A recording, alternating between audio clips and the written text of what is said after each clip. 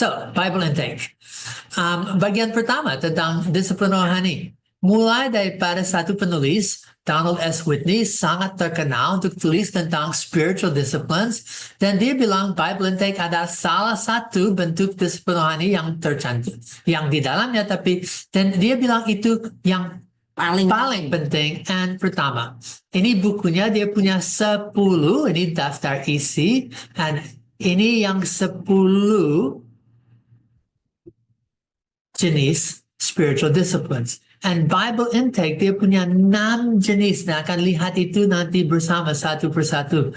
Tapi paling penting untuk sekarang, itu hanya satu jenis disiplin. Kalau ada Bible intake, tapi tidak ada doa, tidak ada penginjilan, kalau tidak ada semua jenis disiplin yang lain, maaf, itu tidak simbangan dan itu akan bermasalah. Tapi tanpa Bible intake, akan doakan apa? Apakah tujuan daripada worship? Tanpa ada Bible intake, bagaimana akan bisa mengenal dan mendekati dan tumbuh dalam Tuhan? Sekarang Bible intake. Ada 6 dari bukunya dan akan tambah beberapa bonus.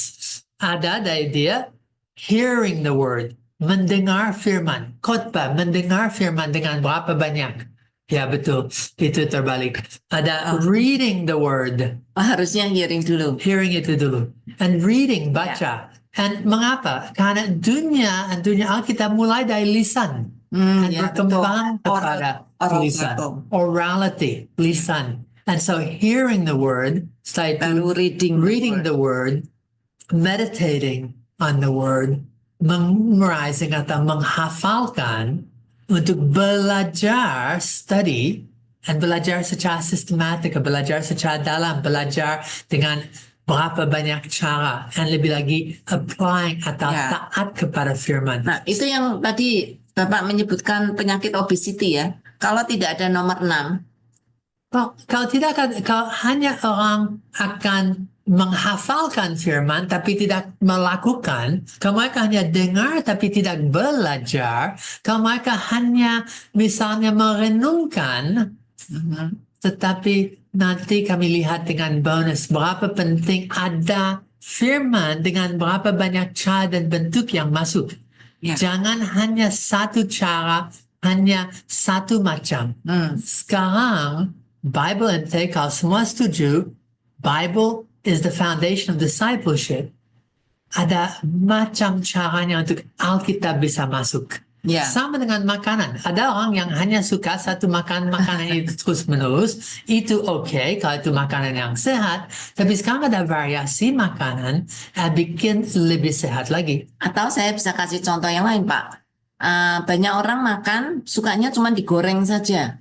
Wah, itu minyaknya banyak sekali ya. Tetapi dengan bermacam-macam. Ada yang digoreng, ada yang dikukus, atau direbus, ada yang dimacam-macam. Dan itu membuat makanan jadi banyak bervariasi. Betul. Di antara 6 disiplin Bible intake ini, Pak, kalau saya lihat yang paling jarang dilakukan, itu memorizing. Dulu itu yang paling sering. Semua anak sekolah minggu hafal. Dulu karena tidak ada semua yang punya Alkitab. And so Alkitab otomatis dihafal. Karena nggak punya Alkitab. Karena budaya dan dunia dalam sejarah itu dunia lisan. Hanya di dalam abad-abad terakhir jadi dunia tulisan. Apapun yang orang dengar, mereka akan ingat. Apa yang mereka baca, bagian besar itu buta huruf, tak ada artinya. Lebih lagi, kalau tidak di-share, dan karena itu mereka tidak hanya menghafal, tapi apa yang diingat. Mereka akan lebih sering merenungkan, meditate on the word. And lihat di Mazmur, Daud punya akses kepada seluruh firman, tapi dia masih akan merenungkan itu pagi dan malam. And saya lihat, campurnya dari macam itu jauh lebih baik. Nah, kami tak punya waktu untuk fokus ini dan nanti saya share, tetapi sudah ada satu khusus tentang topik ini yang Sabda pernah lakukan. Tapi saya mau kepada bonus. Tidak hanya reading and hearing, tapi waktu saya mendoakan firman, itu jadi lebih kaya lagi. Waktu saya menyanyikan firman, atau saya membagikan firman, Dan waktu saya ngajar kepada yang lain, ada orang yang bilang, the teacher learns more than the student. Betul. And sebagai satu guru dan dosen yang hebat, you pasti mengerti. Setiap kali seperti kemarin waktu you preaching the word, menyampaikan firman, you dapat lebih banyak daripada seluruh. Betul.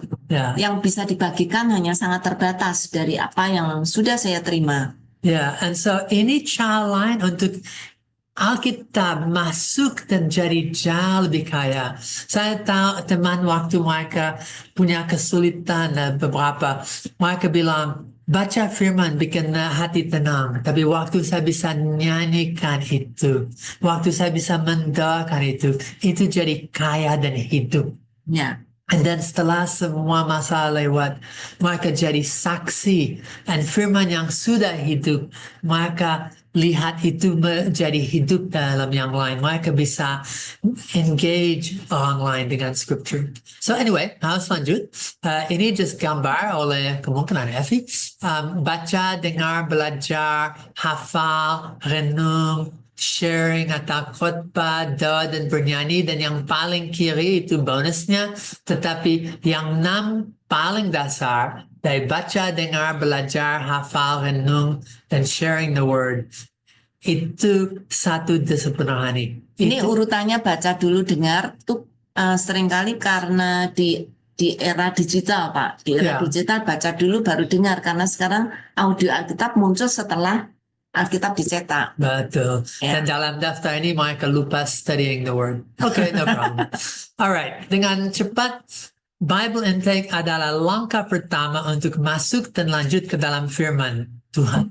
Firman yang hidup adalah firman yang menghidupkan hidup kita.